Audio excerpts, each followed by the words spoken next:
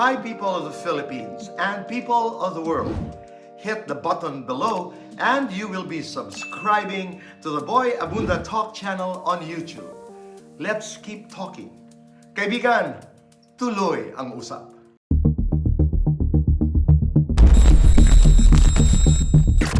Kylie, welcome to The Interviewer. Thank you for having me, Tito Boy. We are going to do what we call the what interview. Okay. Lahat ng aking katanungan ay magsisimula sa what. Pero syempre may mga follow-up na hindi na what. Okay. Whew. Kylie, what are you like when you're alone? Very quiet. I enjoy my alone time. I enjoy my solitude. Dito po ako nag-aaral. I love taking down notes. I love writing. And my condo is filled with books. And I enjoy having my own time, Tito Boy. Kylie, what makes you happy? When I'm just myself. When I'm at peace with myself. What does it When mean? I'm in good company. When I get to do the things I want to do. When I enjoy the things I like doing. What hurts you? Heartbreak. When I don't get the things I want. When I try so hard and hindi ko siya makuha. Like? Siguro dreams. Pero I always think na God just redirects you to another path if it's not meant for you. And you learn from it. What about heartbreak? What did you mean when you said heartbreak? It's so hard. It's so hard to talk about heartbreak. It's so hard. But that hurts you. Of course. What is it like? Take us there. Tagal ko na siyang hindi nababalikan. Siguro it's already been 6 months. It's hard. Happy ako where I am now. What are you willing to share with us about that heartbreak? Of course, everybody knows we're talking about that relationship that eventually didn't work with Jake. I wouldn't want to call it na it didn't work out. It didn't work out. No. How would you call that? Maybe it ended. I wouldn't say, I hear from people na it's a failed relationship or maybe it didn't work out. Pero hindi ko po siya kinoconsider na ganun. But it was not a failed relationship. No. You don't want to call it like, you don't want to describe it as it didn't work out. It No. ended. It ended. What makes a difference? I guess because Because, Kylie, I can always debate that it ended because it didn't work out. I think It's perspective. it's perspective. And we both helped each other in the relationship. We both benefited from the relationship. I think that it was a good relationship and we learned from it. We became better people. I believe that who we are today is a contribution of that relationship. And we were different people when we started the relationship and when we ended the relationship. And I believe that we were both better people. What is that heartbreak like? I guess it was a long process coming to that decision. Matagal, Tito Boy. It was not like No, tonight. no. It wasn't abrupt. It wasn't immediate. Did you both know that it was coming? Maybe more me. More you ending it, going away, We both saying came to goodbye? terms with it eventually. Okay. It would be a disservice to your fans if I don't ask you this, since we started talking about it. What caused it? No one knows, Tito Boy. To be honest, I prefer to keep it that way. Okay. Kasi I want to keep our relationship in the past. And what we had was, I believe, beautiful. And I want to keep it that way. I don't want to tarnish anyone's name and I don't want to destroy anything. Pero it would be something na between just the both of us. And I no one respect know- that. Thank I you, Tito. totally honor that. Kylie, what don't you know about love now? So many things, Tito Boy. Katulad. Siguro after the breakup, ang dami kong natutunan about love na it shouldn't only be this way. And my world and my perspective broadened as a person. And ang dami kong nakikita, and I've been traveling a lot, Tito Boy. So, you know, talking to people of different cultures, being exposed to different people, it just widened my perspective more about love. And I realized that I don't know so much things about love. But I love being in love. Super. Okay. Regardless of the pain, regardless of that love ending, regardless of making you cry. Right now, I'm not ready for it. I say I love love, but I'm not ready for it. Okay. Maybe not in a few months, maybe not in a year. Eventually. And perhaps you don't know. I don't know. Yeah. I don't know. What can't you forgive? When I don't do my best in anything. I'm the type of person, Tito Boy, na binibigay ko lahat, 100%. From the smallest things to making sure this is right, my glam is right, the post is right. Ganun ako na tao. And I'm so meticuloso and to a certain point, medyo perfectionist in a way. To a fault even. But that's going to get you into trouble, knowing that things go wrong. Yes. Recently, I've been more aware of it, so I've learned to let things go more. What can't you forget? Pain. You remember that. As a person, as an actor? Both? Both. Both. But how useful is that to you as an actor? So useful, Tito Boy. I think love and pain are the most useful things an actor can have. And I use that, and I prefer that. I prefer that it's there. What is it like to win? So surreal. So kalmado po lahat. You know, everything just feels right, not the same place. And I just feel so much gratitude. Pag-usapan natin yung dalawang pagkakataon na nanalo ka. Dubai and Japan. Dubai was a different feeling because I didn't expect much when I went to Dubai. The Best Actress Award. I didn't expect it because I know na ang dami pang deserving and it was a hard process. It was so surreal being on stage, being in front of so many different people. People from Hollywood were there, Tito Boy. The people I only see on TV. Sino-sino? Sina Steven Seagal were there. Okay. I was in the same table with him. May royalty present? Yes. Wow. Para lang klaro, the award is from what festival? The AFA, Distinctive International Arab Festivals Academy. Are you the first Filipino? I'm the to first win Filipino ever. An award from this body? Yes. Wow. Congratulations. Thank you so much. Okay. And it's the biggest award-giving body for entertainment in Dubai. And they award people from all over the world. But UAE, they have them from Turkey, from the Philippines, and different parts of Asia and UAE. This is for your performance for The Housemaid. Congratulations. Thank you so much, Tito Boy. Ang Housemaid po mga kaibigan ay an adaptation of the Korean material. It's a Cannes Film Festival piece. Tama. And it was my first lead role. And I was with Sina Jacqueline Jose, Albert Martinez. Up till now, one of my favorite, but the hardest roles I've played. Take us back when you won Miss International. How was that? Were you floating? Were you flying? So surreal. It's Diba? funny, Tito Boy, kasi both awards, I only had a dream in my head. I only pictured it in my head. And for the Miss International Award, for a whole year, iniisip ko na kina-crown ako. Imagining the crowning, every day, every night. And then finally it happened. Wow. Wow, it just surreal and tears. Same for Best Actress, Tito Boy. Ang tagal ko po siyang pinangarap ever since I started acting. Malaki yung hugot ko for being an actress kasi I started as a beauty queen and they don't really take you seriously here because you're just a pretty face and maraming stereotypes on beauty queens. So the more I even had to prove myself even more.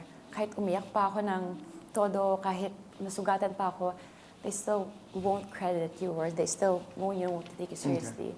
So this means so much to me.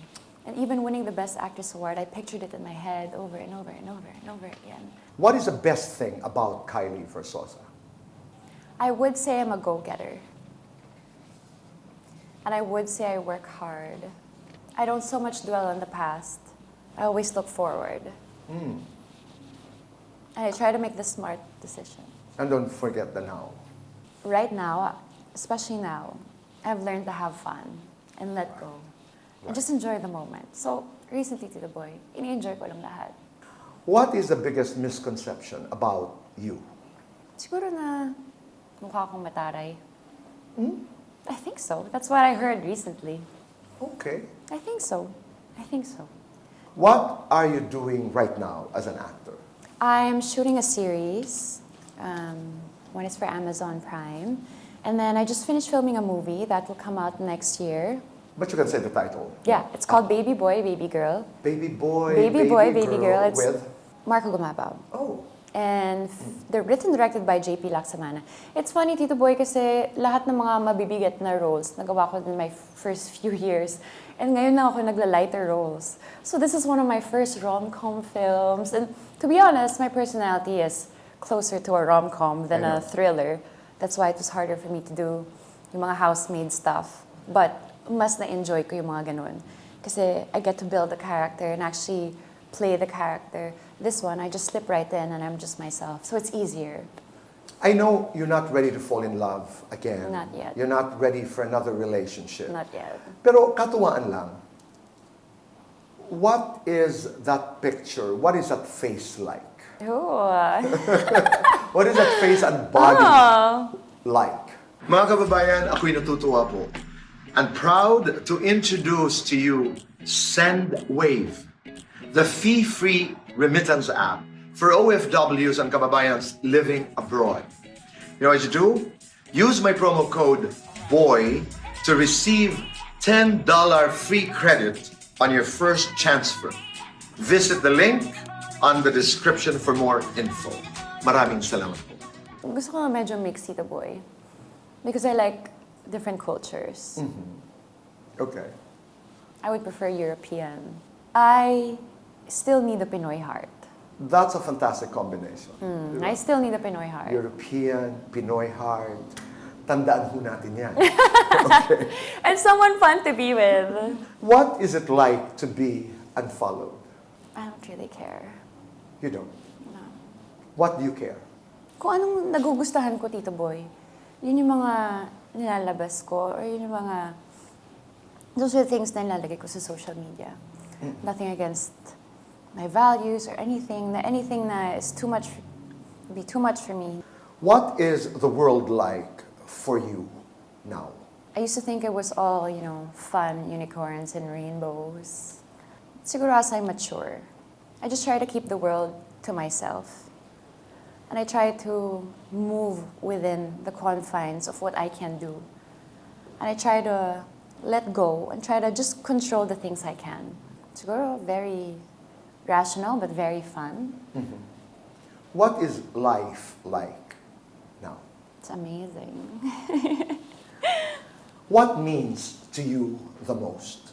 Na the people around me are happy. Are you happy when people around you are happy? That comes first, Tito Boy. Oh, okay. Kailangan, they say na you need to fill your cup before you can give to others. The more love you have, the more you can give to others. So I make sure I'm happy and I'm contented, and then I give to others. You can't give something you don't have. So, make myself happy and content, and then binibigay ko sa lahat. What is it like to be a child of God? I think He's always in me. I think He always guides me. I think as long as you're connected to Him, lagi kanyang babantayan. What is your family like? They are the best people in the world. The nicest people in the world. So nice. So nice. You won't hear anything bad about them. Everyone they encounter all have good things to say about them. What are you like as a sister, as a daughter? It's weird because my relationship with my sister is different from my relationship with my brothers. That's right. How? Explain that. Growing up, my sister and I we always fought, but now we're very sweet with each other. I love you, I miss you, take care. Talking about Chelsea. Chelsea. And with my brothers, they're very carefree. They don't really care much. This is very important to the European who has a Filipino heart. What are you like as a lover? I give everything, Tito Boy. To the point na hindi na ako nakita ng mga kaibigan ko. Like it's him first and then everything else. And that's going to continue? That's who you are. That's who I am. What are you like when you're bad? Very bad. What do you want right now? Oh my God, so many things. I recently just fixed my room, so I want to go back to my bed and just enjoy it. So many things, Tito Boy. I want so many Okay. things. What is it that you don't have that you want so badly? A stable boyfriend in the future. Not in the near future, but in the future. What are you like, Kylie, when you're mad? I'm very quiet. What if you were not a woman? Oh, I would explore so many different things. I want to know what it looks like, what it feels like talaga. I want to see it, I want to know, and I want to learn. Using the male organ because you're looking at it? Yeah, if I were a man, gusto ko makita. Maramdaman. You like it big? I love it big. I love it big. We love big dreams, Tito Boy. Yeah, we were talking about big dreams. What is heaven? Siguro happy lang siya. Happy. And when I'm, for example, at church or like a holy place, I feel at home. Feeling ko ganun ang heaven. While, what is hell? We always had this picture na fire, Right. impyerno, di ba? I wouldn't even want to think of it. What is your epitaph? She was a great daughter, mother, sister, wife. And she was funny, and she liked it big. Don't we all, Tito Boy? Dapat sa lahat ng crew. It's true. Diba? It's something that's common to many of us. What is your love language? Words. What about your hate language? Silence. Again. Kylie, what now? I'm moving on, Tito Boy. So many different things. I want to aim for bigger things. I know that's not the end, but that's just the beginning. It's true. And I'm filming A movie. so many things next year. Okay. Na hindi ko na minsan ma-ano because it's tuloy-tuloy. What is beauty? It's when you're happy with yourself. It's the inner confidence. It's the way a woman carries herself. What would you want to say to the world right now?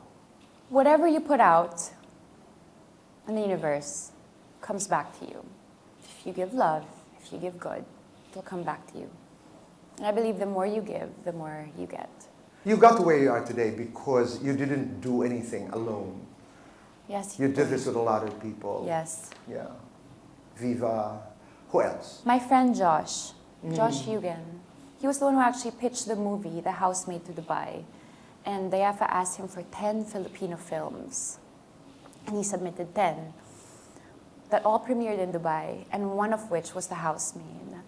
And he called me up when it was down to 5, and he said The Housemaid was there. And I was already so happy, Tito Boy. Just be chosen among the Just five. to be chosen among the 5. And then when he called me for the 3, I was even happier. I didn't expect anything. When he called me to say that The Housemaid won, but more importantly ako, sure ka ba? You know, sure ka ba dyan? Are you sure it's me they want? Because there's so many others who could have won. You didn't know that the trophy you were thinking about was that. No. Kasi minsan hindi natin alam eh. Hindi ko alam. He really has bigger plans for all of us. And I didn't expect anything. That's another thing about you. You're grateful. And So since we're talking grateful, about boy. Josh, what is the best thing about Josh, your friend? He is an amazing person. He's such a go-getter. Go-getter. And hindi niya nakakalimutan yung pagka-Pinoy niya. At saka, he's brave, He's brave. but he's fair. Yes, he's very fair. He's very real, very authentic. And he'll say things as it is. Very sincere also. I know it is over. I just wanted to ask you this. What is the best thing about Jake Cuenca? He is such a good person, Tito Boy. A great actor. A lot of the things I know now are because of him. And I owe him a lot. What would you do right now if you were to die after this interview? I would tell God, thank you so much for the life I have lived. And I would say to him, thank you for this big interview. Maraming salamat, Kylie. Hi, people of the Philippines and people of the world. Hit the button below and you will be subscribing to the Boy Abunda Talk channel on YouTube. Let's keep talking. Kaibigan, tuloy ang usap.